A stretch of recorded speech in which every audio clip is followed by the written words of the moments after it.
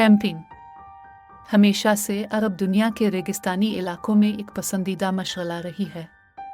ख़ास तौर पर सर्दियों के मौसम में जब ख़ानदान शहर की चकाचौंध से दूर झीलों के किनारे सितारों के नीचे जमा होते हैं, आग की हरारत और फितरत की खामोशी से लुत्फ़ अंदोज़ होते हैं।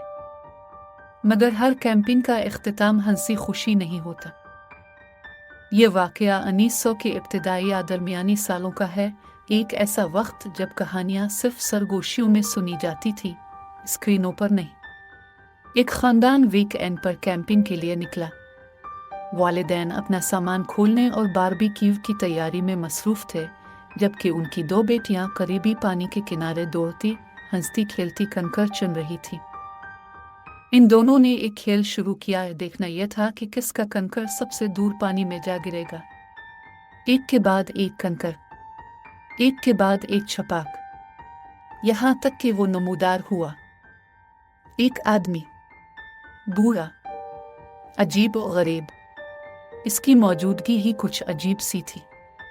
इसकी आंखें खोखली सी थी, जैसे वो बच्चों के आर पार देख रही हूँ। वो आहिस्ता आहिस्ता लड़कियों की तरफ बढ़ा और ऐसी आवाज में बोला जैसे किसी सूखे दरख्त से हुआ गुजर रही हो, फेंको मत, बस कर दो, रोक लो।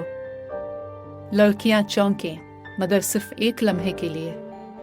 उन्होंने एक दूसरे को देखा, कंधे उचकाए और हंसकर खेल में लग गईं, जैसे अक्सर बच्चे करते हैं। इसी रात वो सब घर लौट आए, मगर अगली सुबह एक बेटी स्कूल के लिए नहीं जागी। वो सांस तो ले रही थी, मगर होश में नहीं थी, जैसे किसी गहरे ख्वाब में कैद। वालिदैन घबरा गए, फौरन अस्पताल ले गए। तमाम टेस्ट किए गए, सब नॉर्मल, ना बीमारी, ना चोट, ना कोई और ज़ाहिरी वजह। मायूस होकर वो एक रूहानी मुआलिज, एक मौलवी साहिब के पास गए। इस शख्स ने कोई सवाल नहीं किया, बस आंखों में अजीब सा यकीन लिए कहा, आप कल कैंपिंग पर गए थे? वालिदैन साकित रह गए। फिर उसने कहा, अपनी दूसरी बेटी से पूछो कि पानी के पास क्या हुआ था, वो जानती है। बच्ची से पूछा गया। इसने कांपती आवाज में सब सच कह दिया, कंकड़ पानी में फेंकना और वो अजीब सा बुरा शख्स। मौलवी साहिब का चेहरा सख्त हो गया। इसने कहा, वो कंकड़ नहीं थे, बल्कि रूप बदलने वाली मखलूक के बच्चे थे।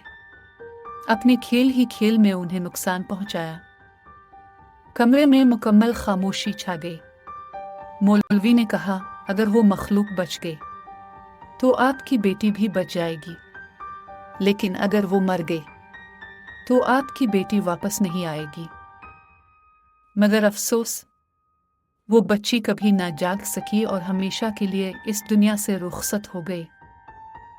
कहा जाता है कि इस दिन के बाद इस खानदान ने वो जगह कभी दोबारा नहीं देखी, और आज तक जब भी कोई इस दरिया के किनारे चलता है और कोई चिकना सा कंकड़ जमीन पर पड़ा देखता है, ऐसा जो दिल चाहे उठाकर पानी में फेंक दे, तो एक लम्हे को जरूर सोचता है,